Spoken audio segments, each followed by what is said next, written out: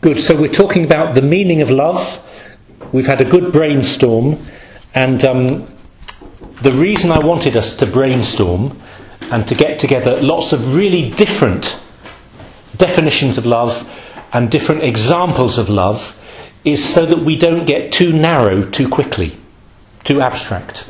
So this is a danger when you're talking about any topic. You give a definition and you're kind of working very deductively. Oh, we've got this definition, this is what it is.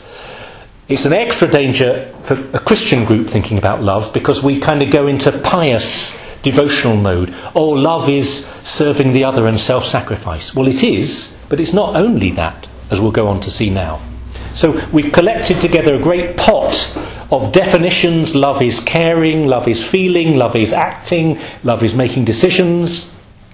We've got another great pool of examples of different ways the word love is used in ordinary language, and it's incredibly varied. Yeah, we've just said you can love a person, a grandmother, a child, an activity, what someone else has done. You can love a pet, you can love your country, you can love chocolate, you can love a state in life, you can love knowledge and words and ideas and truth. The word love is very elastic, in English certainly, and in many languages. And actually, it's not just the word, the meaning of love is very rich and broad. And we want to keep that big picture of love before we start going into some interesting and slightly over-tidy definitions. Okay? We're talking about all these things. Having said that, the reason I said that is because I want to start off. We've got to start somewhere. Let's give two complementary classical definitions of love. And you'll see how, in fact, you can apply them more or less to your grandmother, to truth, to chocolate, to a state of being, to your beloved. You can go a long way with these two classical definitions. But I'm going to give them both together, because they need to go together. Love is, first, that which seeks union. Love seeks union. And secondly, the second definition, love seeks the good of the other. Love seeks the good of the other. Now, I've just given you the definitions. Let me explain a bit. First, love seeks union. One definition of love is that it is the desire to be united with something, with what we love, with what we seek. You can apply it to the examples above, and it shows you again how elastic and rich and interesting this is. Yeah, I can love my spouse with my whole heart, longing to be together with my husband or wife, or with my children. Yeah, I can love a bar of chocolate, longing to take and consume and be united with that bar of chocolate. And you could actually use the same definition for both my love for my beloved and my love for my bar of chocolate. You see, I know it's slightly ridiculous, but it's a love that's seeking something for myself, but not just to consume, but to be one with, to share in, to be part of. Love is in so many different ways and different dimensions and different facets. Love is this desire for union, and you can apply it in lots of different ways. And let's just stay focused on the person, as in interpersonal love, because of course that's the focus. What's part of the way I love you as a friend, as a lover, as a brother, as a sister? It's wanting to be with you. It's wanting to share with you. It's loving being with you. This is surely part of love, isn't it? Love seeks union. But also, the second definition, or the second half of the definition, is love isn't just me wanting to be with you for what I can get. Love is also seeking the good of the other. It's a desire to help you because I care for you. It's wanting to help you and not just to take you for myself. It's I care for you. We had this in our earlier definitions. I desire to help you. I want to serve you. I love you not just because of what you can give to me, as a friend, as a family member, as a helper, as a bank manager, as my beloved who has promised to never stop loving me. I love you for you in yourself. I want to help you because of who you are, and not just because of who you are to me. So, quick summary here in very traditional classical definitions, nothing to do with religion or God yet. Love is the desire for union, and love is the desire to help.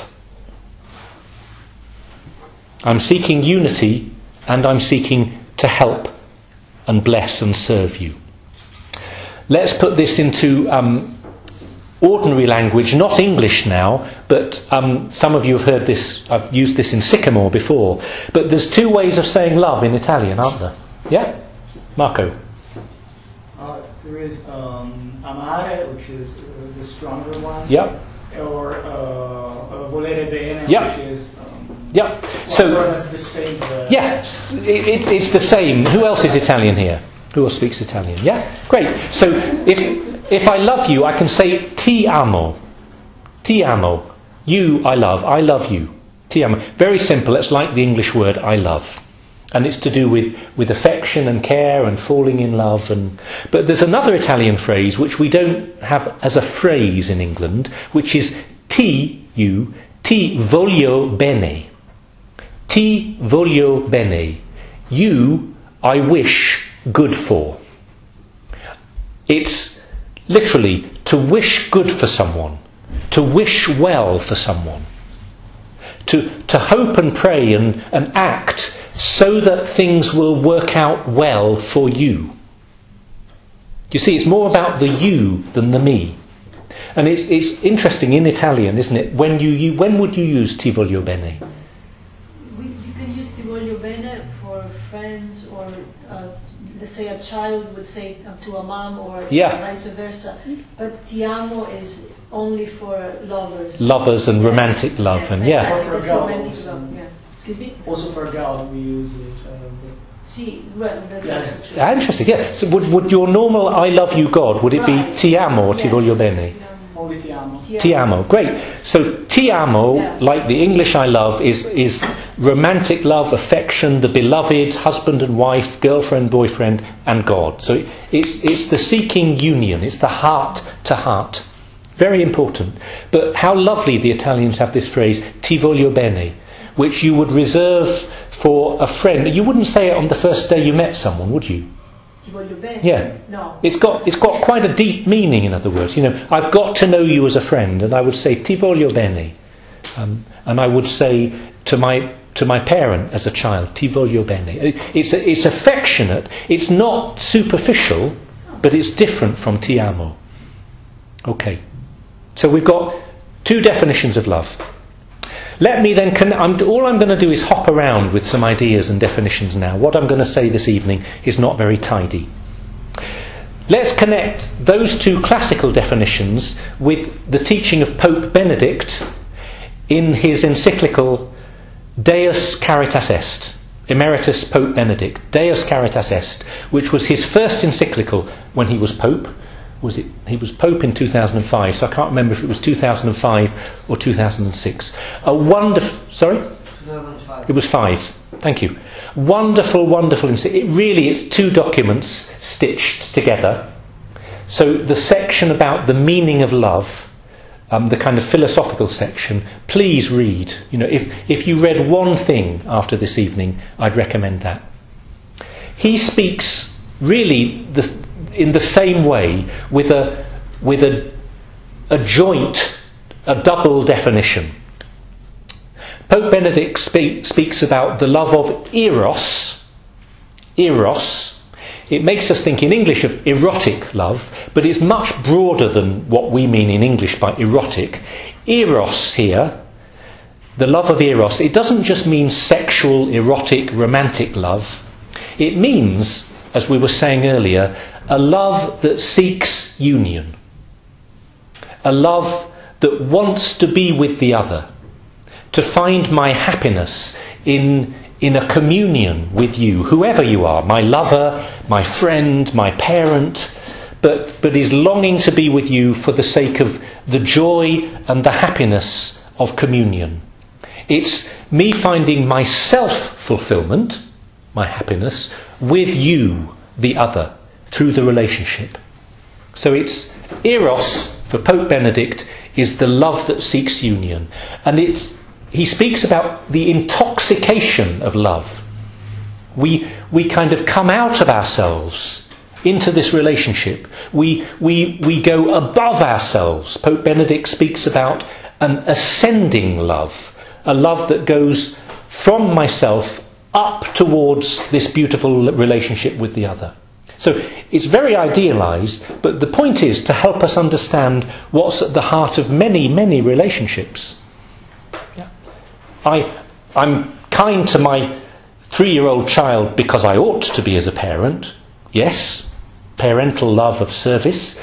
But I love being with my 3-year-old when they're not throwing up on me and waking me up at 3 a.m. Yeah? There's an affection and a longing to hug and hold and be with and share the life of my little child, as much as to be with my husband or wife, with my best friend. Erotic love, in this broad meaning, is simply the love that seeks union. But then Pope Benedict speaks about the other half. He speaks about agape. Agape, another Greek word, which we have in the New Testament, a key word for Jesus when he speaks about love. Agape is our care for the other person, our concern for the other. Now, of course, I want to care, I desire to care, so in one sense it is to do with my desires, but it's a care that's not thinking about what I can receive, it's thinking about what I can give to the other and give to the relationship. And it might involve not taking and receiving, but renunciation and service and sacrifice. And I might not so much find myself, but lose myself, because this is costing me time or money or effort or emotional sacrifice.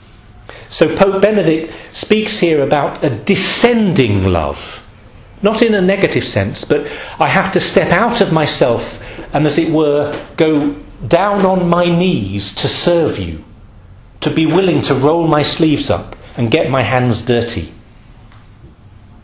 It's a sacrificial love, a love of service, when I might not get the rewards. Again, how many couples with their children, their little newborns, are losing a lot of sleep, and there is a big sacrifice. When there's a challenge in a friendship or a marriage, when you're called because of your vocation or your circumstances to make a big physical or emotional sacrifice for someone in order to help them because they need you. And you do it, yes, out of love, but it's a love that feels maybe very painful at the time. Do you see it's the same thing really? We've talked about a love of union and a love to serve the other. I've forgotten my phrase again. A love of union and a love that seeks the good of the other. And now Pope Benedict is speaking about the same pair in terms of eros and agape. The love of communion and happiness and fulfillment, and the love of renunciation and sacrifice. And Pope Benedict says very beautifully, as human beings, we need both. Right? Not just society needs both. Of course it does. It needs people who will serve and help others. But we, each of us as an individual, I need to receive. I need to be loved. I need to find happiness in friendship, in love, in family, in community. But I also need to serve and give and sacrifice. And paradoxically, I need both in order to find my fulfillment. Because if I only take, the relationship will go sour, but also I won't find the deepest happiness I can find. So we need both, but also Pope Benedict makes a slightly different point, which is the deeper you go into one, it will necessarily lead to the other. So if you fall in love and seek this erotic love of union, you will reach a point where you need to work hard at this relationship, to overcome difficulties, to give more than you're receiving at a particular time, just as you might receive more than you give at another time. This is just the normal give and take of human relationships. But the love of eros leads to agape always.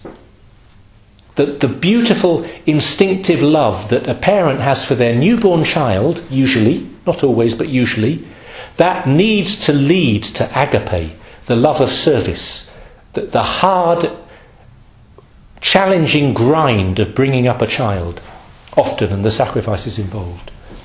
The romantic love of boyfriend and girlfriend who fall in love and they have their first argument. Do they give up? They have to fight for their relationship sometimes. The newly married couple who are struggling in year 2 or 3 and they're learning to give as much as to receive and to work through the difficulties, God willing. And agape, the love of service and sacrifice, needs to lead to eros somehow. Not always today, yeah? It's not just, oh, there will be a nice reward for you tomorrow if you make a sacrifice today. But in your whole life, you cannot just give in sacrifice, in the wholeness of your life. You want to give and be generous, especially, as we'll come on to in a minute, as a Christian. But you can't just give. You need to receive. You need, as we'll see in the second half of my talk, to know God's love. You need to be supported by friends and family in the church. So there will be moments of great sacrifice, and we shouldn't avoid them. But we need both eros and agape. We need the love of union and the love of seeking the good of the other. Okay.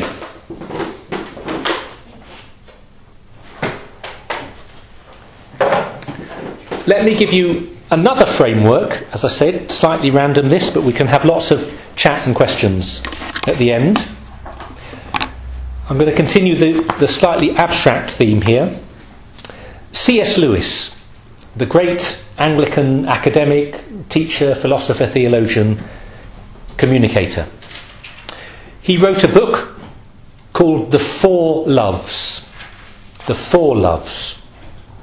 And I think this was based on some radio talks, so it's very accessible. And I'm just going to list them now. I didn't have time to do some slides, sorry, so you'll have to remember this, but you can look it up very easily, and in fact it's all very tidily on Wikipedia for you. Right? The Four Loves. So this is just to expand our framework a little bit. And in fact, the first two we can map onto Pope Benedict and put it the other way round. Pope Benedict had and has a great love for C.S. Lewis. Interesting, that connection of intellectual history. So I'm sure he got some of his own thinking and teaching from C.S. Lewis. Let me just list them. For C.S. Lewis, first, attraction or romantic love. Eros. Falling in love, being in love, the love of lovers. We're absorbed in each other. Second, charity. Agape. What C.S. Lewis calls unconditional love. Do you see how that connects with what we've just been talking about? Unconditional, meaning it's not conditional on what I can receive from you. It's unconditional. It's the love of generosity. It's loving like God, who pours himself out without expecting anything in return. It's the love of self-giving, of the servant, not the slave, the love of the servant in Christian theology in the Bible. It doesn't depend on attraction.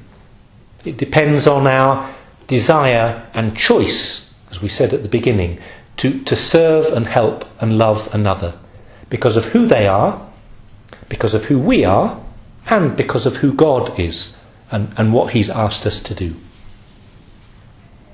And then the third kind of love for C.S. Lewis is what he calls the love of affection or familiarity. This is called storge in Greek. Now, you might say this is like romantic love and eros, but this is a bit different. C.S. Lewis, by this, I think the best word really here is familiarity. The natural closeness that we feel when we share a life with someone. The best example of this is family. Not just parents loving children, but brothers and sisters and children for parents. It's the natural sympathy and bond and closeness that we feel simply when we become familiar with the people around us. It's family. It might be living in a hall of residence together. Yeah? They're not necessarily your lovers. I've fallen in love with these people. They're not necessarily people that you are called to serve for your duty or your internship or your seminary placement. You just happen to live with these people and you've grown fond of them to different degrees. But you feel a bond with them. It's the love of people who work together. Again, not always, but just you grow a bond when you work together and get to know people and get to love and trust them. Affection, familiarity. And the fourth love for C.S. Lewis is friendship, which we haven't talked about yet, which is why it's so important to bring this in. Friendship, philia, in Greek. And this, in the classical definition of Aristotle and taken up by C.S. Lewis, is when people are bound together by something they share in common. I'm your friend because we've got a common interest or activity or pursuit or values. Or it might be we just like talking to each other, but we like talking to each other. That's our common interest. It might be something as small, I shouldn't say this recklessly, as small as football or food. I know it's a god for some people. It might be something as small as football or food, a deep friendship, or something as big as religion or country or war. Yeah? But friends are united by something in common. And just think about your friendships, because you might have very different things that unite you with your friends. It's not kind of monolithic, this. You might be friends with someone because of sport, someone because of the music you share, someone because you like going out together, someone because of your faith, your Catholic faith. And it's not wrong to have friends in different categories, as it were, because friendship varies according to the things that bring us in common. So, 4 ideas about love, and just to put this visually, right? I would have liked to have some slides about this, but I didn't have time. Imagine 2 people. Where do they face? I'm rolling my hands around in the air, right? Here are 2 faces, the palms of my hands. Right? This is a symbol of the different kinds of love for C.S. Lewis. Look at the palms of my hand. Lovers, attraction, romantic love, they symbolically are facing each other. Right? They want to stare into each other's eyes. What am I in love with? You. They're facing each other. Friends, look at the palms of my hands, are next to each other, not looking at each other. They're facing forward to whatever binds them together. They're not less close than lovers. Friendship can be very, very deep. But they're not, most friends are not staring into each other's eyes all the time. They're doing something together. And it's the focus on the doing and the sharing that's what binds them together. Do you see? It's not less close. Affection, familiarity, family, look at my palms, they're facing away from each other. Back to back, united. But they're not united by a common interest. Just take my brother and sister. I'm not spending a lot of time with my brother and sister. They're getting on with their lives, I'm getting on with my life. There's a massive bond between us, but it's because we're siblings, because we have the same family. We're not staring into each other's eyes lovingly. We're not very often on a common pursuit together. We're absolutely close and united, but we're looking out into different parts of life and the world together. And charity, look at my palms, one person's getting on with, this is a bit symbolic, but I'm looking at someone, but they're not looking at me, they're looking out in the world with their own life. Meaning, it's not reciprocal, necessarily.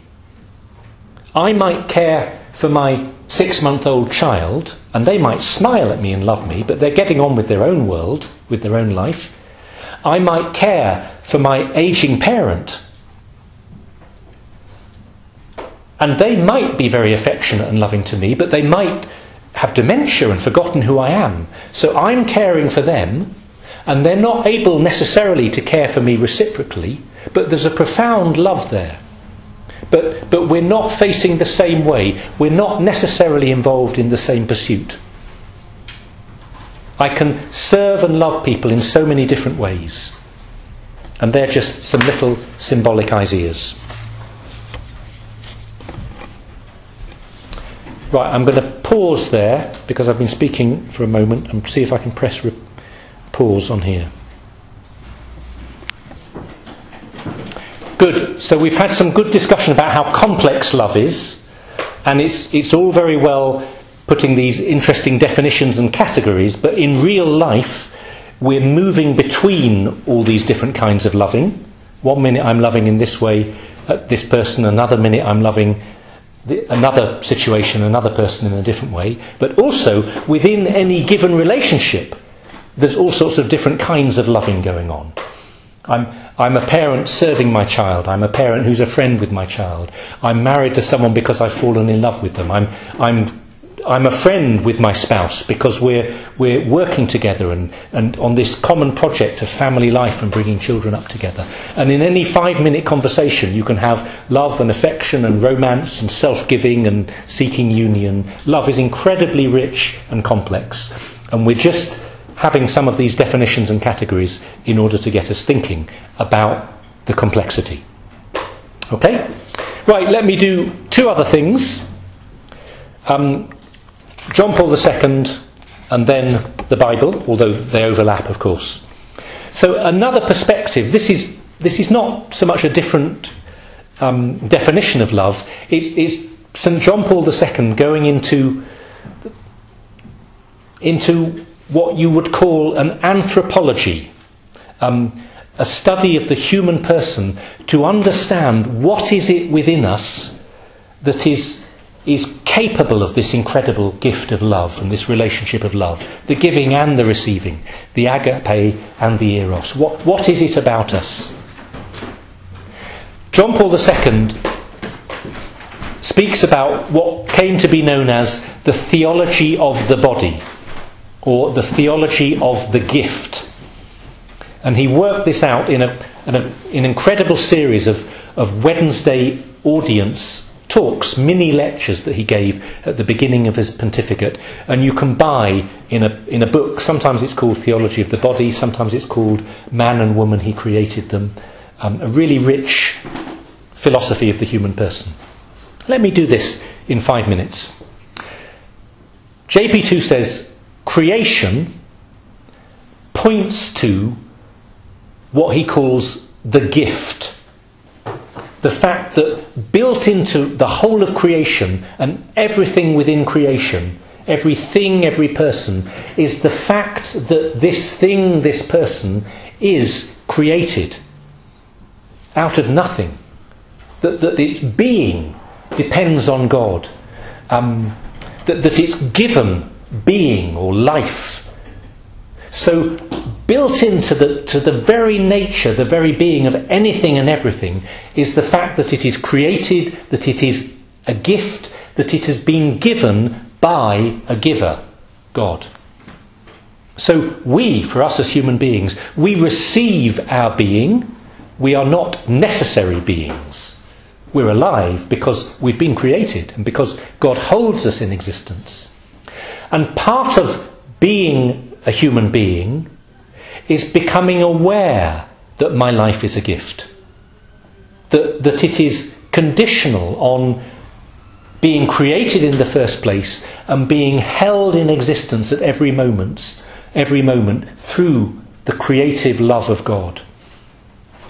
So I share with every creature, everything, the fact that my being, my life is given.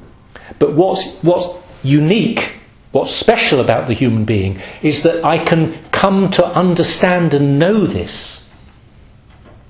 So part of my being is not just to be a gift, it's to know that my life is a gift because of this incredible gift that human beings have of reflection, of self-understanding, of consciousness, of self-consciousness.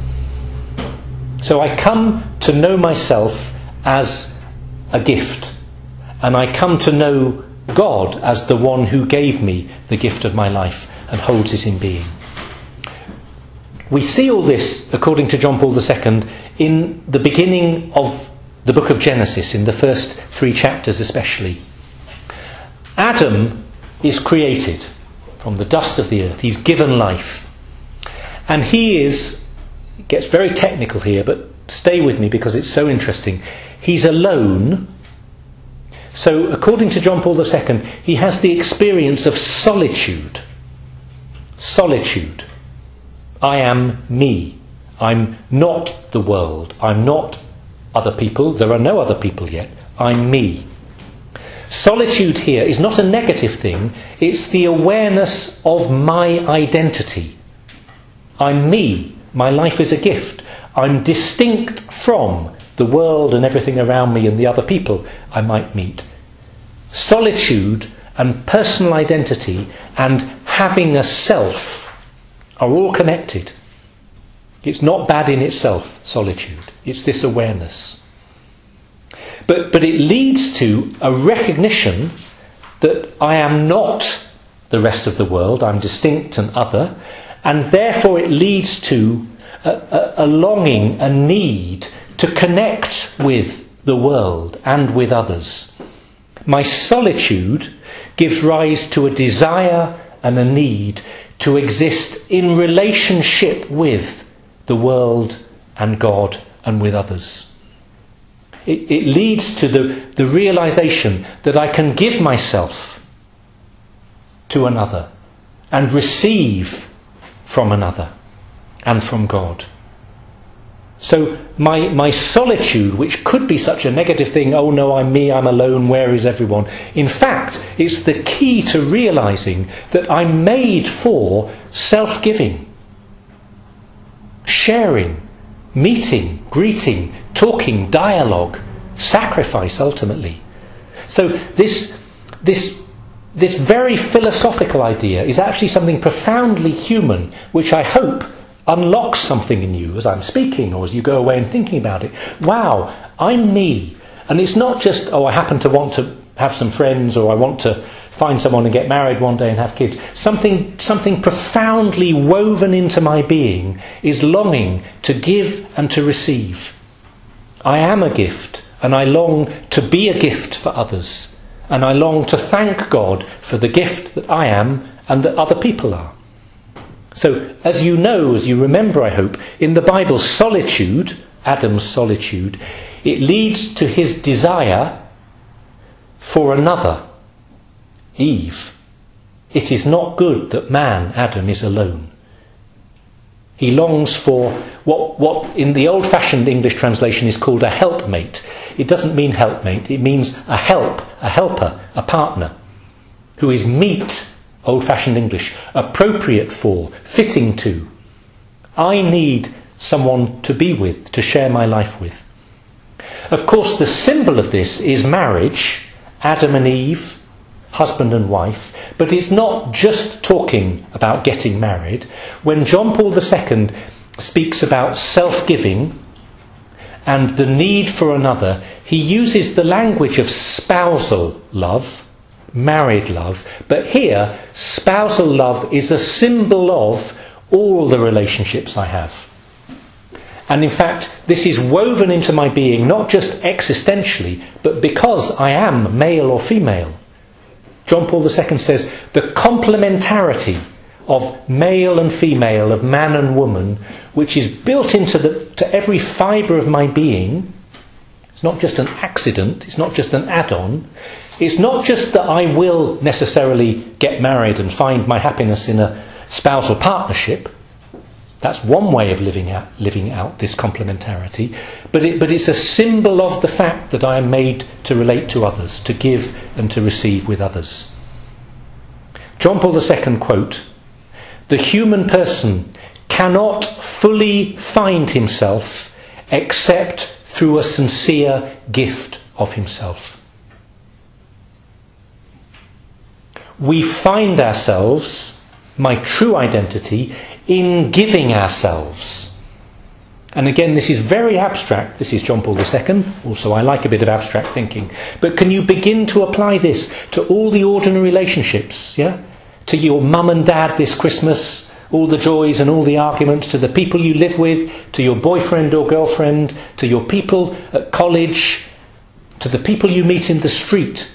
Every single relationship, however deep or however shallow, has got something to do with your desire to give and to receive and to be in relationship. Pope Francis, lovely quote, "Life grows by being given away, and it weakens in isolation." Life grows by being given away. Do you see the lovely paradox? Yeah. So, there's a little diversion, if you like, the anthropology of John Paul II, the theology of the body, which I hope makes sense of what we've been talking about in love and helps you to understand why love is so important for us in all its complexity. And it will especially lead in to what Kerry and Ryan are going to do about the relationships and the theology of the body. And the final part of this talk. So, we've spoken about love. What is it? It's very complex. It's these two things, it's these four things in C.S. Lewis. We mustn't be over tidy, but this is helpful. It's built into our nature. We long to love, we need to love. But let's really go deeper now. We know as Christians from the Bible and Christian revelation that we are called to love in even deeper ways. It's not just the longing for union. It's not just the instinctive desire to help, to care for my children, to look after my aging parents, to be nice to my friends. There's an even deeper call to love, which we won't fully discover without the revelation of Jesus and the gift of faith. And just to jump around some of these ideas, again, this is very, very untidy. Let's look at some of the beautiful scriptures about love. That God is love. God is love. We need to be told this because it's not obvious. Okay, God is the supreme being. Okay, God, maybe I can work out philosophically as the transcendent creator, the subsistent being in himself, whatever. But to say that God is love, that this is his nature, his identity, we know this because of the teaching of Jesus. The revelation of the Scriptures. St. John in his first letter, "We have come to know and believe the love that God has for us. God is love, and whoever abides in love abides in God, and God abides in him." The Lord that we came to know through the revelation of the Old Testament is gracious and compassionate, slow to anger and rich in love. Psalm 145. God's special love for the poor, the widow, the orphan and the stranger in the Old Testament. The joy of the two lovers, man and woman, husband and wife, in the Song of Songs. Just the exaltation of erotic, romantic love. Everything is here in the vision of the Bible in the Old Testament. And then, in the life and the teaching and the example of Jesus, he takes us even deeper. The Sermon on the Mount, the teaching of Jesus, especially in St. Matthew's Gospel, in the Sermon on the Mount. Do not think that I have come to abolish the law or the prophets. I have come not to abolish, but to fulfill them. Jesus teaching at the Last Supper about love as friendship, but divine friendship. I no longer call you servants, because a servant does not know his master's business. Instead, says Jesus, I have called you friends, because I have made known to you everything I have learnt from my Father. That Jesus' love invites us into friendship with him and with the Most Holy Trinity. That we're called to serve sacrificially not just our children or our parents or our best friend, but the poorest of the poor. Jesus is teaching in the Last Judgment when the king says, I was hungry and you gave me food. I was thirsty and you gave me drink. I was a stranger and you welcomed me. I was naked and you clothed me. I was sick and you visited me. I was in prison and you came to me. The call to love those in need, the poorest of the poor. This might have been, do you see, beyond our first definitions of love, but Jesus is saying we need to expand those definitions. The Good Samaritan in Luke chapter 10.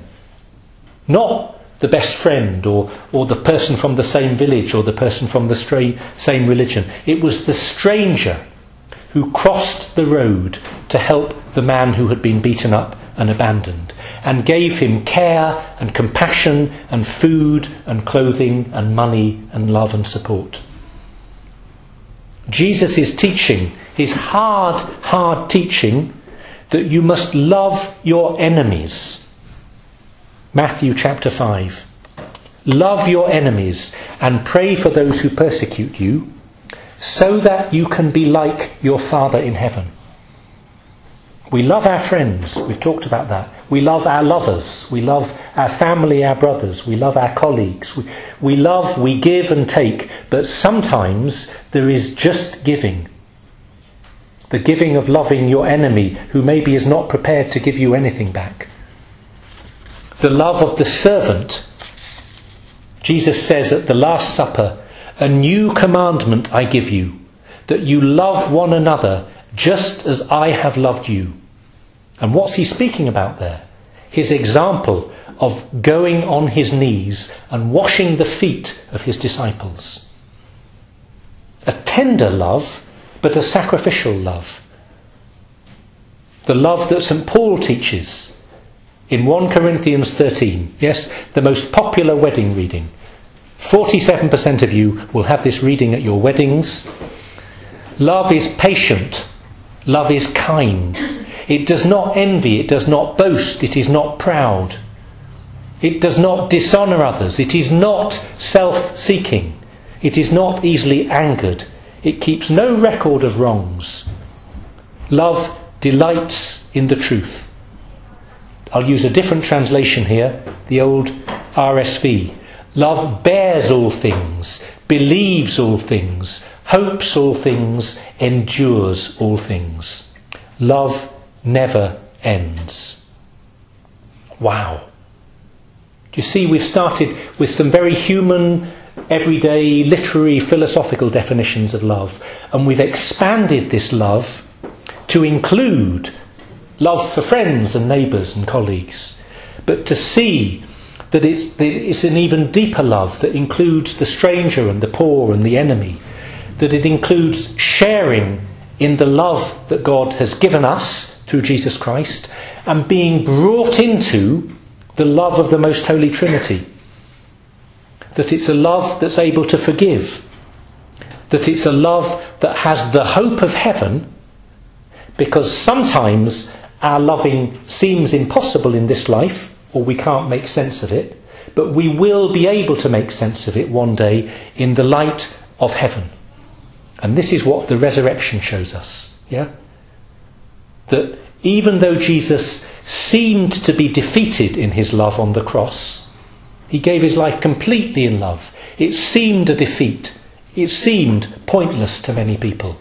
But it was vindicated, justified, glorified through the gift of the resurrection, showing that it did have meaning, even though that meaning couldn't be discovered before the light of the resurrection. So, I've done that very quickly. I've given a few quotations, and we need to go away and study the scriptures.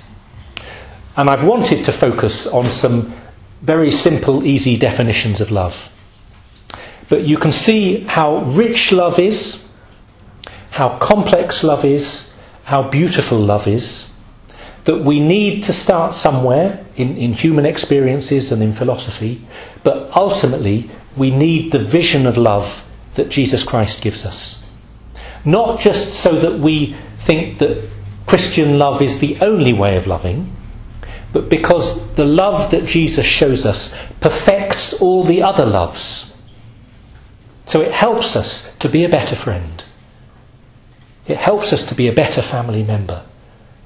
It helps us to be a better colleague. All the natural loves that we have are fulfilled and perfected in the love of Jesus Christ. They're not rejected. And he helps us to love in all the ordinary ways that we want to love. And he helps us to start again when we fail. And he gives us a vision of love that is deeper and more life-giving, and that leads to eternal life that we couldn't have discovered without him. So I hope that we've learned something about love. We've got a greater desire to love. We're more grateful for the love that God has given us in loving us and loving us through other people. But above all, we have a greater desire to love God, to love our neighbour, and to love ourselves in return. And if we do all of that, to keep it very, very simple, we're loving with the eros and the agape that Pope Benedict summed up for us. Okay?